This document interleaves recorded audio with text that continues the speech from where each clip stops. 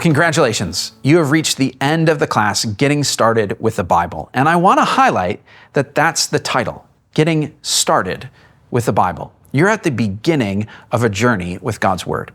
Let me give you a few tips about how to proceed in that journey to make sure that it is long and fruitful. Here's the first one. Have a plan. Have a plan about how you're going to read the Bible.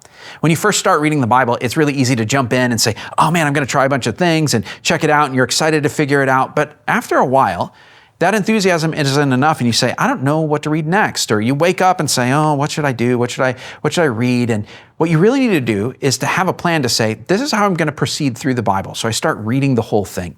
That's the reason why at our church we have a plan called the Bible Savvy Plan. It gives us a reading schedule over the course of 4 years where each day you can just wake up and say, okay, this is what I'm reading today. You don't have to think about it. You can just open up and get started. So have a plan about how you're going to read the Bible.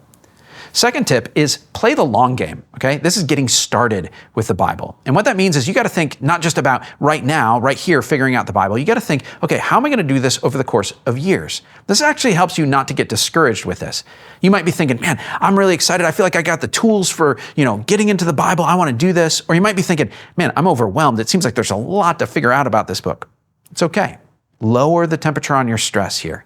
All you need to do is say, I'm going to commit to daily reading the Bible over the long haul. Because what you'll find is if you use the comma method or something similar to it over and over again, it becomes second nature over time. You start to really understand how to read the Bible well. And over time, you start to learn more, and you might not even realize how much you pick up as you go along. It's over the course of years that you start to say, oh man, this really has transformed and changed me. But it's that daily practice over the long haul that does it. A third tip is to keep it low guilt, low shame, okay? Don't worry about how, today's reading of the Bible goes. Like maybe today was an amazing day. You read the Bible and you got something really incredible out of it.